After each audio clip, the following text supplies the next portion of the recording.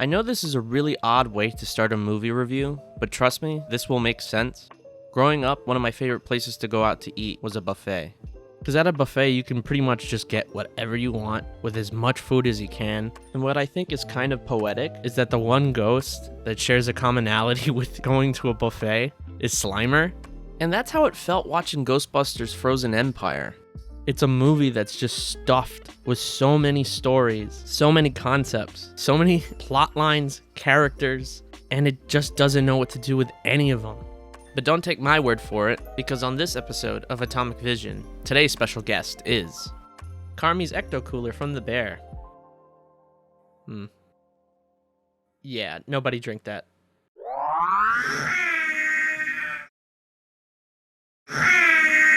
With Ghostbusters Afterlife, I felt conflicted because I'm not really the biggest Ghostbusters fan. I like the first movie. It's definitely a 1980s classic. But when it came to Ghostbusters 2, it just kind of felt like a retread, like they didn't know what to do, so it's kind of just the same movie. And since then, we got the weird Ghostbusters reboot, not a reboot, that no one liked. And then we got a true sequel. It had an emotional hook that I wasn't expecting, so at least it had that going for it. Even though it's kind of cheap to some people, it genuinely had me emotional, especially the ending, which was tastefully done considering how many weird CGI people we've gotten. So when the trailer for this movie came out, I really had high hopes. It's a new director, it was back in New York, it feels more like Ghostbusters than Ghostbusters Afterlife, and I don't know what happened. The thing that I keep running into that's bothering me is that at its core, Ghostbusters Frozen Empire, it's got a great idea. The whole reason I made this show was not to tear down all these creative ideas that these filmmakers had, but to have a nuanced conversation about the films and shows that we love, and to recognize when something just doesn't quite hit. I'm a big fan of director Kenan. He made Monster House, which was a Halloween classic in my home. He co-wrote Ghostbusters Afterlife, and it's cool seeing him get to direct his own Ghostbusters film, and you can tell that he's a die-hard fan. The strongest aspect of the film is the family storyline, but after the first 15 minutes, the movie completely ignores it.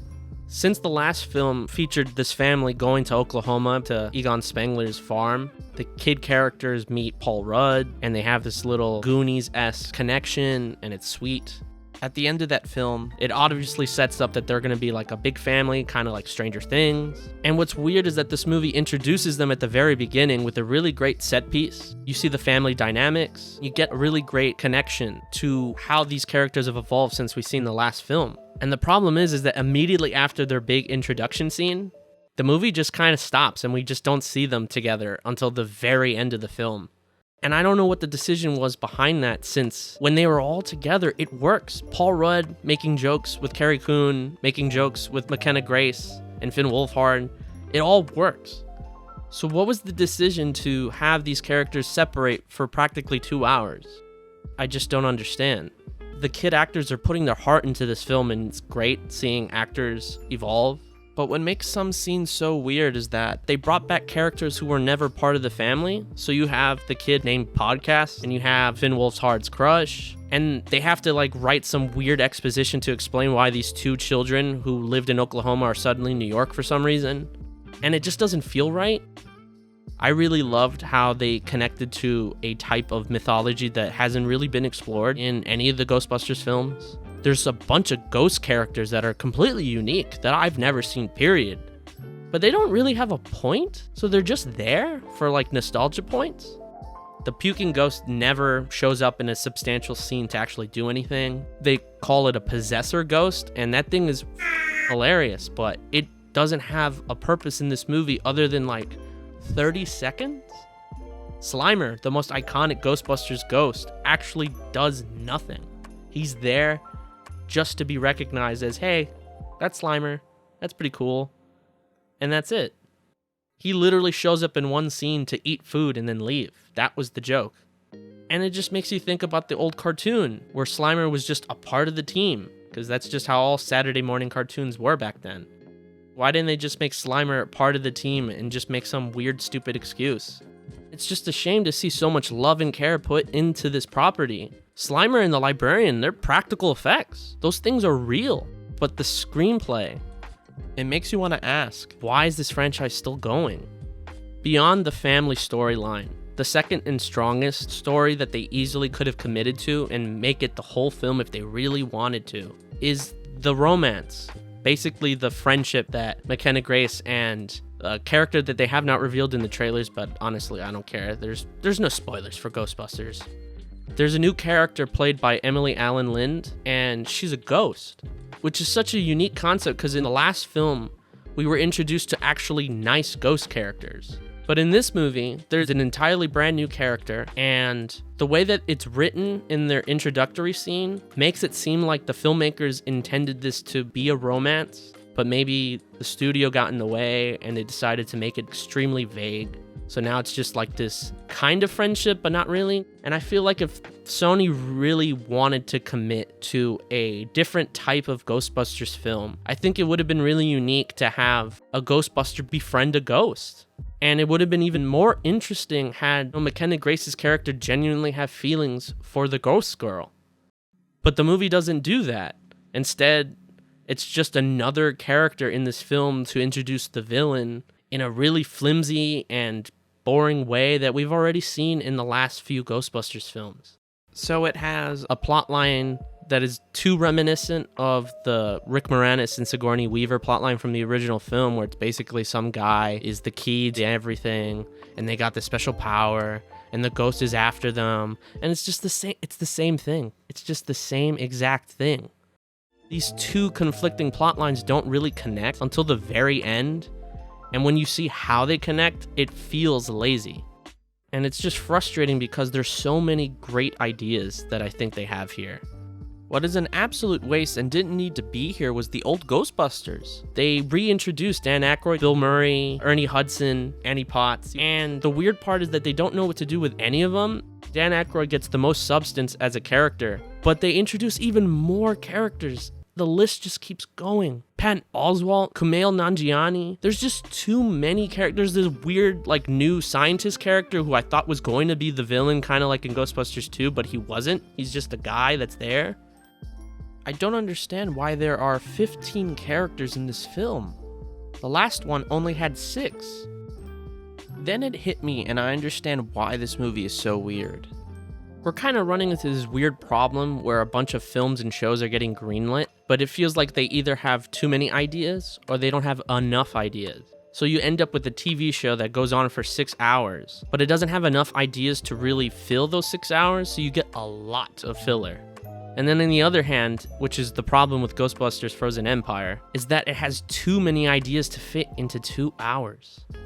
So I think the one way that you really could have saved Ghostbusters Frozen Empire is if it was a Netflix TV series, which is honestly becoming a big problem with Sony in general. They have all these very popular IP that people like. Like Men in Black should have been a show by now. But they don't know what to do with them, so they try to do sequels, and that didn't work. And instead of trying something new, they just keep remaking the same thing over and over again, and it's not working. Why doesn't Sony, who has a great relationship with Netflix, Disney Plus, and Amazon, why don't they just make shows? If Ghostbusters Frozen Empire was a TV series, it would justify all these plot lines finally connecting in one big way. It genuinely would work. It's the Stranger Things model.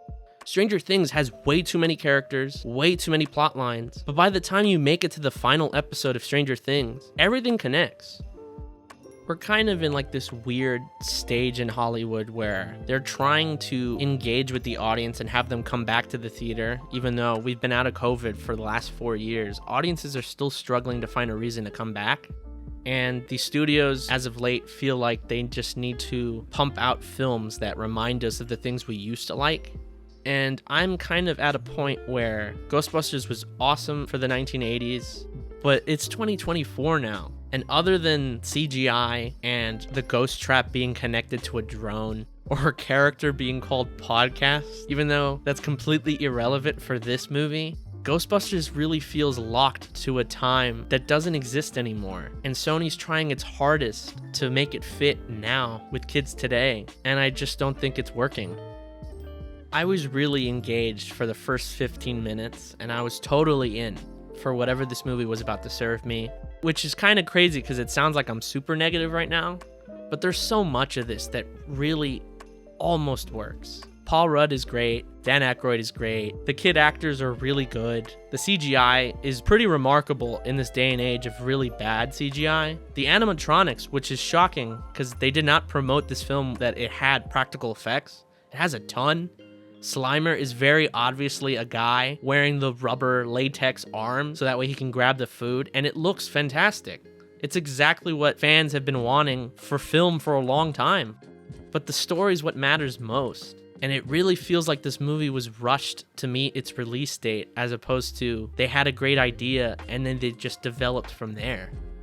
I really wish I could recommend Ghostbusters Frozen Empire, but I feel like the only people that are really gonna love this film are the true die-hard fans that already like all the other Ghostbusters films. Had this been a 6-hour Netflix TV series, I think this would have been a massive hit, and I think it really would have connected with people, and it would have allowed the studio to develop these storylines and give these characters stronger motivation and just an emotional reason to care. But I guess it was cool that Bill Murray woke up from his nap to make this movie.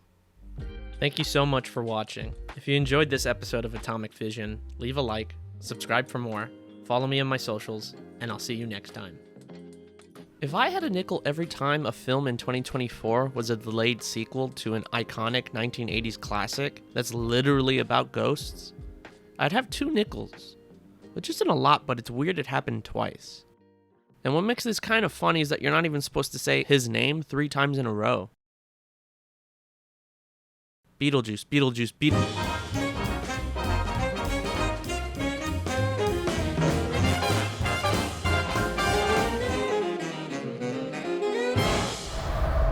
The juice is loose.